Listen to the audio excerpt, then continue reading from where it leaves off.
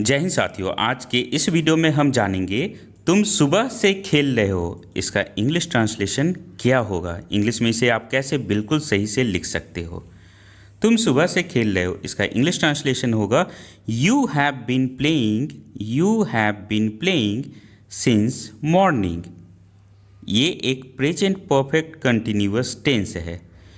ये जानना इसलिए ज़रूरी है प्रेजेंट परफेक्ट कंटिन्यूअस टेंस, क्योंकि इसी तरह से अगर दूसरा कोई सेंटेंस आ जाएगा, जैसे कि वह सुबह से पढ़ रही है, मैं सुबह से गा रहा हूँ, इस तरह के अगर सेंटेंसेस आ जाएं तो इसका इंग्लिश आप कैसे लिख सकते हो।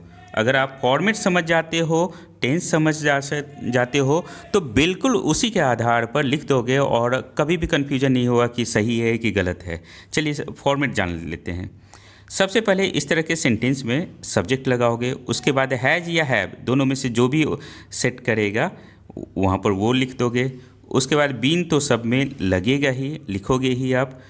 उसके बाद वर्ब प्लस आईएनजी, क्योंकि रहा है, रही है, रहे हैं, इस तरह का सेंटेंस अगर आ जाए तो उसमें वर्ब प्लस आईएनजी तो लगाना ही होता है।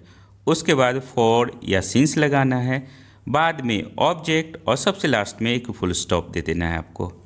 चलिए इसी फॉर्मेट पे जो हमने अभी सीखा, ये वाला फॉर्मेट, इसी के आधार पर ये वाला सेंटेंस देखते हैं कि सही से हमने लिखा है या नहीं। सब्जेक्ट हो गया यहाँ पर यू, हैज़ हैव में से यू के साथ क्या आता है, हैव आता है, तो हमने हैव लिख दिया। बीन के जगह पर बीन हो गया, वर्ब प्लस आईएनजी के जगह पर प्लेइंग हो गया, फॉर या सिंस के जगह पर हो गया सिंस, क्योंकि मॉर्निंग, इवनिंग या कोई पर्टिकुलर टाइम लिखा रहेगा। जैसे सिंस 8 o'clock है तो सिंस लग गया, और 2 आवर्स है, 3 आवर्स है, 1 आवर है तो फॉर लिखेंगे वहाँ पर।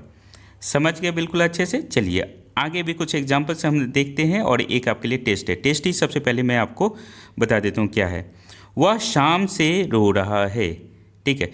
इसका इंग्लिश ट्रांसलेशन बिल्कुल उसी फॉर्मेट पे क्या होगा, नीचे कमेंट सेक्शन में आपको बताना है।